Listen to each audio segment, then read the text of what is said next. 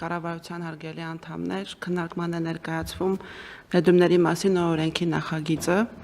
Նախագծի նպատակն է ամրագրել ներդրումային հարաբերությունների ժամանակակից պահանջներին համապատասխան իրավական հիմքեր, ինչպես տեղացի ներդրողների, այնպես էլ օտարերկրյա ներդրողների համար։ Նշեմ, որ ներկայումս գործում է օտարերկրյա ներդրումների մասին օրենքը, որը չի ապահովում ներդրումային գործընթացի ժամանակակից պահանջներին համապատասխան ամբողջական կարգավորում։ Նախագծի կարևոր առանձնահատկություններից մեկն այն է, որ նախագծով սահմանված կարգավորումները տարածվելու են ոչ միայն օտարերկրյա ներդրողների եւ ներդրումների վրա, այլ նաեւ տեղացի ներդրողների եւ ներդրումների վրա, մինչդեռ գիտենք, որ ներկայումս գործող օտարերկրյա ներդրումների մասին օրենքի դրույթները տարածվում են միայն օտարերկրյա ներդրումների եւ ներդրողների հետ կապված իրավահարաբերությունների վրա։ Այսպիսով նախագիծը սահմանում է խտրականության բացառման երաշխիքը իր երկու կարևոր բաղադրիչներով՝ ազգային ռեժիմը, համաձայն որի օտարերկրյա ներդրողները ունենալու են տեղացի ներդրողներին հավասար իրավունքներ, ազատություններ եւ պարտականություններ եւ առավել բարենպաստության ռեժիմը, համաձայն որի օտարերկրյա պետությունների ներդրողները համանման իրավիճակներում ունենալու են համանման նույնանման բարենպաստ վերաբերմունք։ Սա նշանակում է, որ մի երկրի այլ օտար պետության ներդրողը Հայաստանի Հանրապետությունից իրավունք ունի ակնկալելու նույնանման բարենպաստ վերաբերմունք, որը Հայաստանի Հանրապետությունում առկա է, այլ օտարերկրյա ներդրողի նկատմամբ։ Այստեղ բացառություն ունենք, բացառությունը տարածվում է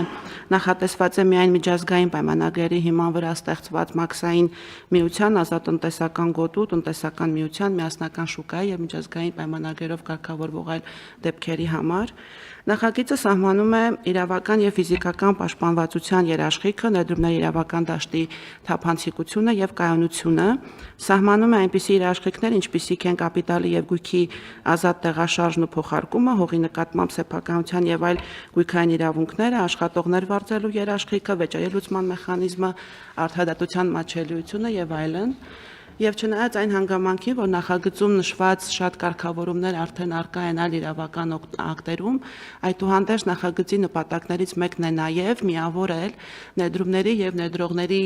հետ կապված երաշխիքների կարգավորումները տարբեր իրավական ակտերում, որոնք առկա են տարբեր իրավական ակտերում եւ օրենքներում մեկ նախագծի մեջ, այդպիսով ապահովելով ավելի պարզ, թափանցիկ եւ կայուն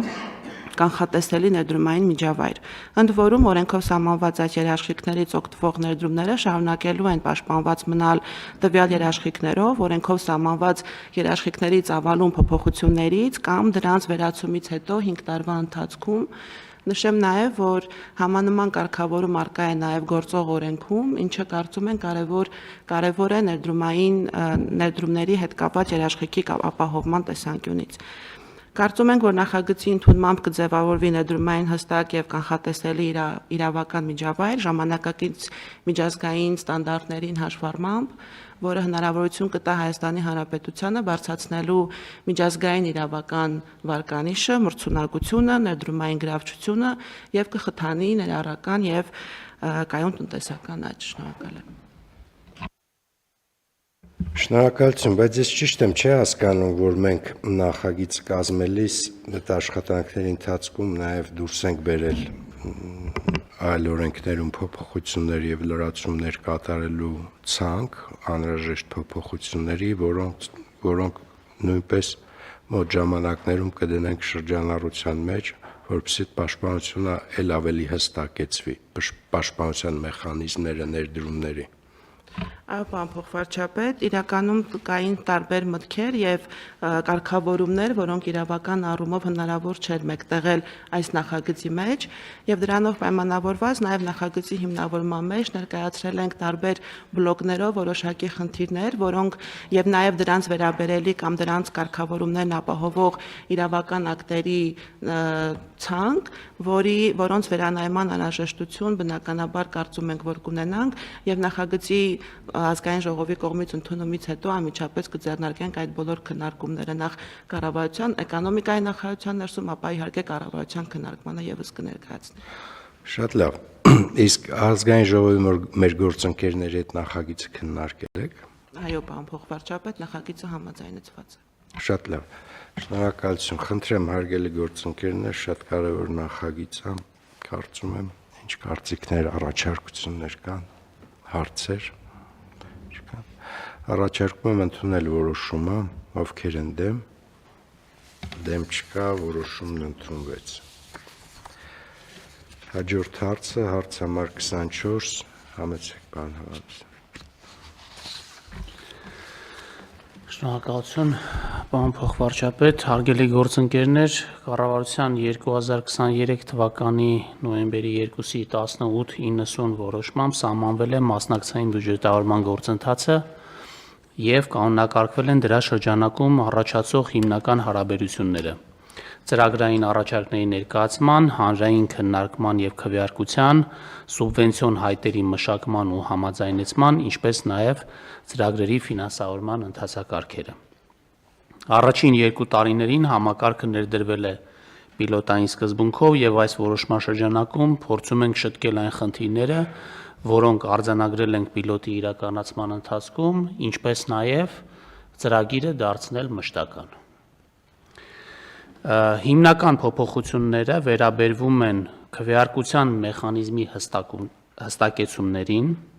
գործող կարգավորումներում լիարժեք հաշվի առնված չէ համայնքի խոշոր եւ փոքր բնակավայրերի միջև մրցակցային հնարավորությունների տարբերությունները, ներկայումս քվեարկության յուրաքանչյուր մասնակից կարող է քվեարկել առավելագույնը 3 առաջարկի օգտին, անկախ նրանից, թե դրանք վերաբերում են համայնքի նույն թե տարբեր բնակավայրերի։ Միաժամանակ, անկախ բնակավայրի բնակչության թվաքանակից առաջարկների անցողիկ նվազագույն շեմը սահմանված է համայնքի քվեարկելու իրավունք ունեցող բնակչության 1%-ի չափով։ Առաջարկվող փոփոխություններով սահմանվում է, որ քվեարկության մասնակիցը կարող է քվեարկել առավելագույնը 3 առաջարկի օգտին, եթե դրանք վերաբերում են համայնքի տարբեր բնակավայրերին։ Նույն բնակավայրի համար ներկայացված առաջարկների դեպքում հնարավոր է քվեարկել միայն մեկի օգտին։ Առաջարկների համար նվազագույն անհրաժեշտ քվեների շեմերը սահմանված են բնակավայրի չափից ելնելով։ Համայնքի քվեարկելու իրավասություն ունեցող բնակչության 1%-ը, եթե առաջարկը վերաբերում է մինչև 5000 բնակիչ ունեցող բնակավայրին, եւ 2%-ը, եթե առաջարկը վերաբերվում է 5000-ից ավելի բնակիչ ունեցող բնակավայրին։ Նշված փոփոխությունները միտված են հավասարակշռելու բնակավայրերի մրցակցային հնարավորությունները եւ բարձրացնելու փոքր բնակավայրերին վերաբերվող առաջարկների մրցունակությունը։ Կարգավորվում է նաեւ տվյալ տարում չավարտված ծրագրերի ֆինանսավորման հարցը։ Նախատեսվում է հնարավորություն ստանալ ծրագրերի փաստացի չիրականացված մասի պետական ֆինանսավորման համապատասխան չափաբաժինը, եթե ծրագիրը առնվազն 70%-ով իրականացված եւ ֆինանսավորված է բյուջետային տարվա նախավերջին աշխատանքային օրվա դրությամբ։ Արդեն սկսած ծրագրերի ավարտի վերջնաժամկետը կարող է երկարացվել առավելագույնը 6 ամսով։ Միաժամանակ նախատեսվում են տեխնիկական եւ ընթացակարգային բնույթի կարգավորումներ, ինչպես արդեն ասեցի, 26 թվականից մասնակցային բյուջետավորման գործընթացը դառնում է մշտական եւ տարածվում է այն համայնքների վրա, որոնք սահմանված են տվյալ տարվա պետական բյուջեի հավելվածով։ Գործընթացը համայնքներում սկսվում է նախորդ բյուջետային տարվա ընթացքում, իսկ սուբվենցիայի հայտերի վերջնաժամկետը սահմանվում է մինչև մարտի 1-ը, ներկայիս ապրիլի 1-ի փոխարեն, ինչը հնարավորություն է տալիս ավելի երկար ժամանակ հատկացնել ծրագրերի իրականացման համար։ Սուբվենցիայի պայմանագրերում ամրագրվում են ծրագրի նպատակը, տևողությունը, ցուցանիշներն ու արդյունքները, ֆինանսավորման չափն ու համաֆինանսավորման պահանջը, ինչպես նաև ծրագրի վերահսկողության եւ հաշվետվության կարգը։ Հաշվի առնելով նախորդ տարիների արդյունքները եւ առաջարկվող նոր կարգավորումները, ակնկալվում է, որ մասնակցային բյուջետավորումը կշարունակի զարգանալ որպես արդյունավետ գործիք, խթանելով համայնքների կայուն զարգացումը եւ բնակիչների ակտիվ ներգրավումը համայնքային առաջնահերթությունների ձևավորման, որոշումների կայացման եւ իրականացման գործընթացում։ Շնորհակալություն, խնդրում եմ հաստատել։ Պարոն նախարար, իսկ սկզբնական բովանդակությունը մի հատ ավելի པարզ կբացատրեք, բայց մենք ինչ նպատակ ենք հետապնդում։ Մասնակցային բյուջետավորմամբ համայնքների բնակիչները հնարավորություն ունեն առաջարկել նախագծեր իրենց համայնքներում բյուջետավորման եւ համայնքի բնակիչները կարող են քվեարկել, այսինքն ոչ թե կարող են, այլ քվեարկում են այդ նախագծերի օգտին։ Ես ուղղակի մի քանի թիվ կուզենամ հնչեցնել։ Մենք 2024-ին այս ծրագիրը իրականացրել ենք 4 համայնքում, 25-ին 21 համայնքում, 26 թվականից իրականացնում ենք 52 համայնքում։ Առաջի տարում ունեցել ենք 17 առաջարկ, երկրորդ տարում ունեցել ենք 178 առաջարկ, միջին առաջարկների թիվը կազմում է 9։ Եվ մասնակցությունը նաև քաղաքացիների, բնակիչների մեր համայնքի, եթե առաջի տարում եղել է 4%, երկրորդ տարում արդեն եղել է 12%։ Սա կարևոր ժողովրդավարական մեխանիզմ է, մեր համայնքի բնակիչների մասնակցությունը իրենց համայնքի առօրյա խնդիրներին ավելի ակտիվ դարձնելու համար։ Եվ մենք այս հանձնառությամբ առաջ ենք գնում եւ ամեն տարի մինչեւ հիմա մենք կրկնապատկել ենք այն գումարը, որը մենք մասնակցային բյուջետավորմամբ հատկացնում ենք որպես սուբվենցիա համայնքներին եւ իմ անձնական նաև տպավորությունը նա է, որ մենք պետքա շարունակենք մեծացնել մասնակցային բյուջետավորմամբ այս սուբվենցիաների տրամադրումը եւ ակտիվացնելու մեր քաղաքացիներին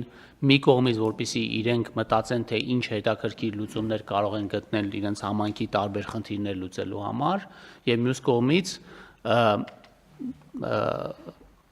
ակտիվացնեն նաև մյուս բնակիչներին, որպեսզի քվեարկեն այս կամ այն լուծման օգտին։ Իսկ այդ քվեարկությունը ո՞նց է ազդելու համայնքի իշխանությունների որոշումների վրա, թե մենք դեռ ուղղակի հանրայնացնում ենք ցանկությունները, հետագայում կանրադառնանք, թե ինքը իմպերատիվ է դառնում։ Համեցեք, պարոն Խոդաց։ Պարոն Գրիգորյան, արգելի գործընկերներ, համայնքի ղեկավարը այդտեղ որոշում կայացնելու այլ լիազորություն չունի, քան ընդունել են որոշումը, որ եղել է քվեարկության արդյունքում։ Ենթադրենք առաջարկում է համայնքի բնակիչների կամ համայնքի բնակիչների խմբի կողմից ծրագրեր, այդ ծրագրերը համայնքի ղեկավարը այլևս մոնիտորինգի ենթարկելու իրավասություն չունի, եթե այն տրամաբանության մեջ է, որը հաստատված է, իսկ հաստատված տրամաբանության մեջ համայնքերի նշանակության ենթակառուցվածքներն են մտնում, օրինակ դպրոցի ծրագիր չի կարող առաջարկել։ Դրանից հետո ծրագիրը դրվում է քվեարկությամբ եւ եթե ծրագիրը անհրաժեշտ թվով ձայներ է հավաքում, համայնքի ղեկավարը կամ ավականին այլևս իրավասություն չունեն ընտրեն այդ ծրագրերից, որի շինաշխատանքները մեկնարկեն։ Այստեղ իրանց գործառույթը կազմակերպչական գործառույթ է եւ նայել, որ ընդհանուր կարգին համապատասխան լինի, այսինքն համայնքերի նշանակության ենթակառուցվածքներ։ Իրոք շատ լավ գաղափար է, բայց այդ ընդհանուր թվի բանաձևը ո՞նց է աշխատում, այսինքն ինքը ինչ թիվ պիտի լինի, էլի կոլեկտիվ այդ որոշումը։ Ինչպես արդեն ասեցի,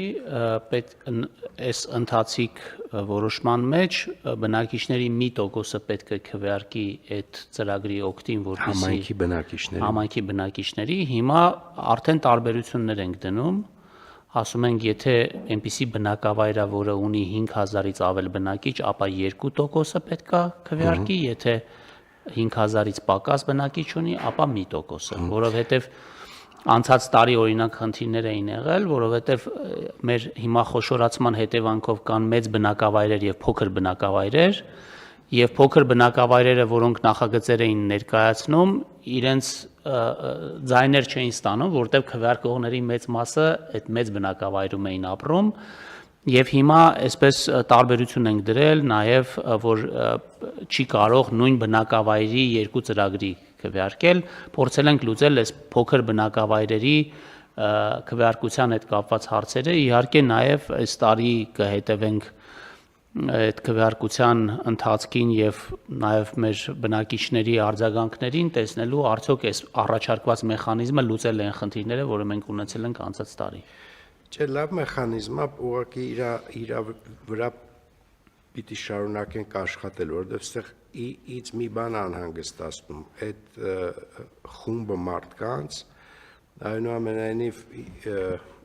որակյալ գնահատական տալ գաղափարին դա բավականին բարդ աշխատանք է։ Հիմա այո, ցանկությունը կարելի է իդենտիֆիկացնել, այդ ցանկությունը կդառնա պարտադիր համայնքային իշխանության համար, բայց այդ ցանկության գնահատականը փողային ով եւ ինչպես է տրվում, դա մի քիչ ես լավ չհասկացա, բայց երևի հետագայում ուղղակի պիտի կատարելագործել էլի, որովհետեւ օրինակ ես որպես համայնքի բնակիչ կարող լավ չպատկերացնեմ իմ գաղափարը ինչ արժի իրական կյանքում։ Եվ այդ իմաստով կարող է իմ գաղափարը ու բյուջետային հնարավորությունները լուրջ խզվեն ու մարդիկ մտածեն, որ իրանց քվեարկությունը անիմաստ էր։ Ոչ մի դեպքում դա պիտի թույլ չտանք։ Եթե նույնիսկ այնպես խնդիր կա, պիտի մարդկանց բացատրել, որ էսա պրոբլեմա, շարունակեք աշխատել եւ մտածել գաղափարի շուրջ։ Պարոն Սանասյան, համեցեք։ Երբ որ բանկան առաջարկ է լինում համայնքի կողմից, բնակիչների կողմից նախնական գնահատում է իրականացնում համայնքը։ Այսինքն արկա բյուջեի պայմաններում հնարավոր է արդյոք այդ աշխատանքը կատարել, թե ոչ։ Եթե նախնական գնահատումից հետո պարզվում է հնարավոր է, դա դրվում է քվեարկության եւ քվեարկվելուց հետո արդեն համայնքը իր պատվերով նախագծանախաշվային փաստաթղթեր է պատվիրում տվյալ աշխատանքի համար։ Տեսականորեն օրինակ, եթե մեր ամբողջ բյուջեի այն համամասնությունը, որը հանրապետության X համայնքին է բաժին ընկնում, օրինակ 50 միլիոն դրամ է պայմանական ասած։ Օրինակ չի կարող համայնքի բնակիչը կամ բնակիչների խումբը 1 միլիարդ դրամ արժողությամբ մարզադպրոցի կառուցման գաղափար տալ։ Դա այդ նախնական գնահատման փուլում դուրս կգա քվեարկության չի դրվի։ Հասկանալի է, իսկ որ հարթակում է այդ քվեարկությունը տեղի ունենում։ Համայնքները իրենց կայքերում ունեն հարթակներ դրված, որը ձևավորված է մեր միջազգային գործընկերների կողմից։ Այսինքն համայնքների կայք էջերի վրա կարելի է տեսնել։ Բացի դրանից ասեմ պարոն Գրիգորյան, որ այս բոլոր համայնքները, որոնք մասնակցում են, այսինքն տարեստարի ավելանում են, դրանք այն համայնքներն են, որոնք արդեն այս process-ի միջով մի անգամ իրանց ուժերով անցել են։ Այսինքն իրանք ունեն փորձ այս քվեարկությունը կազմակերպելու։ Շատ լավ, շնորհակալություն, պարոն նախարար։ Պարոն Խուդայցյան, դուք ընթացքից գոհ եք, ինքը կիրառական է մի խոսքով, ձևական չի։ Բանկան ձևական չի, ամենքան ենթակառուցվածքների զարգացման ուղղված մեր ամենապոպուլյար նախագիծը դառնալու հնարավորություն կա։ Իհարկե պետական համաֆինանսավորման ծրագրի մասշտաբները շատ ավելի մեծ են եւ այդ ծրագիրն է այս պահին դոմինանտ, բայց ակնհայտ է, որ սա հետաքրքրություն է առաջացնում, որովհետեւ բնակիչները կամ բնակիչների խումբը կարող են թիրախային ուրեմն խնդիրներ առաջ բերել եւ երբ որ մենք մոնիտորինգ ենք անում, դրանք հիմնականում վերաբերվում են մարզական եւ ժամանցային ենթակառուցվածքներին։ Տեսակարար ամենամեծ կշիռը այս աշխատանքում ունեն մանկապատանեկան ֆուտբոլի դաշտերը արհեստական խոտածածկով։ Մենք ընթացած նաեւ մոնիտորինգ ենք անում որակական մասը,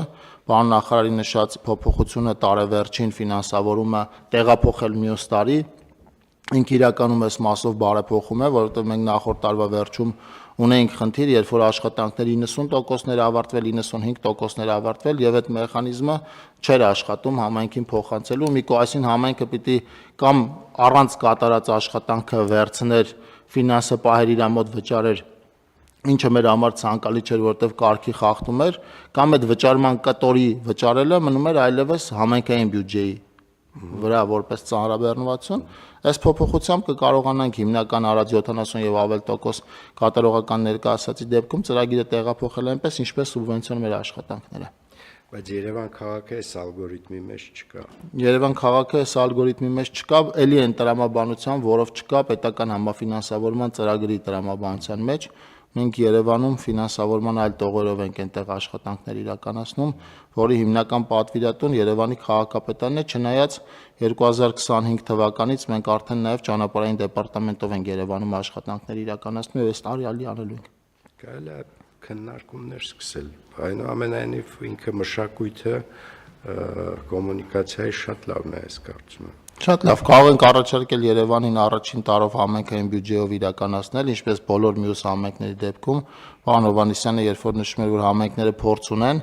դա հետեւյալի մասն էր, որ համայնքները մի անգամ իրենց բյուջեի միջոցով առանց պետական բյուջեի համանման ծրագիր իրականացել են։ Կարող ենք այնտեղից սկսել։ Շատ լավ, շնորհակալություն, պարոն Խուդայցյան։ Խնդրեմ հարգելի գործընկերներ կան հարցեր, առաջարկություններ, խնդրեմ։ Մի փոքրիկ դիտարկում էլ անեմ, պարոն Գրիգորյան, ձեր թույլտվությամբ մենք մեր միջազգային գործընկերների հետ երբ որ խոսում ենք, այս մասնակցային բյուջետավորման ներդրման հետ կապված, ընդհանուր դիտարկումը նա է, որ Հայաստանը մեր նման երկրների հետ միասին ավելի ուշ է սկսել, բայց ամենաարագն է առաջ գնում այս ուղղությամբ, ինչը շատ ուրախալի է մեզ համար։ Շնորհակալություն, պարոն Գրիգորյան, ես էլ կուզեի մեր կողմից ընդգծել արդյունավետությունը աշխատանքի, որովհետև իրազեկման այն ցուցանիշները, որ պարոն Հովհաննիսյանը նշեց, թե ինչ զգալի աճ կա առաջին եւ երկրորդ տարվա ներկայացված ծրագրերի թվի մեջ, դա նաև իրազեկման շատ մեծ ծավալի աշխատանք է, որ գործընկերները իրականացրել են ու պետք է նշեմ, որ շատ լավ համագործակցություն է ձևավորվել ուսումնական հաստատությունների շրջանում երիտասարդական կենտրոններում նաև ծրագիրը ներկայացնելու ու շատ ուրախ եմ, որ գաղափարների մի զգալի մասը գալիս է նաև հենց երիտասարդներից եւ ուսանողներից ու սովորողներից եւ կարծում եմ, որ դուք շատ ճիշտ նշեցիք համակարգի հետագա զարգացման մասին, ես կարծում եմ, որ ինստիտուցիոնալ զարգացման տեսանկյունից մենք պետք է ավելի շատ հնարավորություններ ընձեռենք, որպեսզի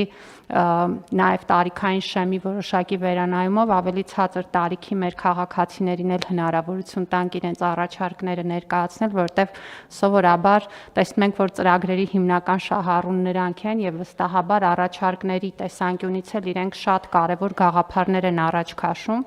եւ կուզեի նաև մի բան էլ ընդգծել, որ նույնիսկ այն առաջարկները, որոնք ֆիլտրվում են կամ իրենց ծավալի պատճառով կամ որևէ այլ խնդիրների, օրինակ ոչ համայնքային ենթակառուցվածքներին վերաբերելու, դրանք շատ կարևոր տեղեկատվություն են, որտեղ իրականում մենք համայնքային կարիքների գույքագրման մի քարտեզ ենք ստանում, որը կարող է ուղղորդող լինել նաև պետական ծրագրերի համար։ Այսինքն, եթե համայնքը առաջ է քաշում, օրինակ, այսինչ ենթակառուցվածք ունենալու գաղափարը, որը չի տեղավորվում ծավալների իմաստով, սա կարող է ազդակ լինել նաև պետական համապատասխան մարմիններին այդ խնդիրը ավելի լուրջ ուսումնասիրելու եւ միգուցե նաև նման հնարավորություն այդտեղ ստեղծելու, ու ես կարծում եմ մենք պիտի այդ կապերի շուրջ էլ աշխատենք, որ այդ տեղեկատվությունը նաև որոշակիորեն փոխանցվի տվյալ ոլորտային գերատեսչություններին հետագա վերլուծությունների համար։ Այդ անկեղծ ասած ես դրա մասին էի մտածում, որովհետև հիմա այս տեղեկատվությունը, որ մենք կուտակում ենք, ինքը առանցին էլ շատ մեծ արժեք ունի բոլորիս համար, որովհետև ինքը տարիքային կապերով, ցանկությունների կապերով, տարածաշրջանային կապերով, եթե մենք վերլուծություններ անենք, ինձ թվում է շատ հետաքրքիր տեղեկատվություն կստանանք, ինչ կօգտագործենք մեր կապիտալ ներդրումների պլանավորման ժամանակ ու կունենանք շատ ավելի թիրախային արդյունքներ, իմ կարծիքով։ Շատ շնորհակալություն, առաջարկում եմ ընդունել որոշումը, հարգելի գործընկերներ, ովքեր են դեմ չկա, որոշումն ընդունեցինք, շնորհակալություն, պարոն նախարար։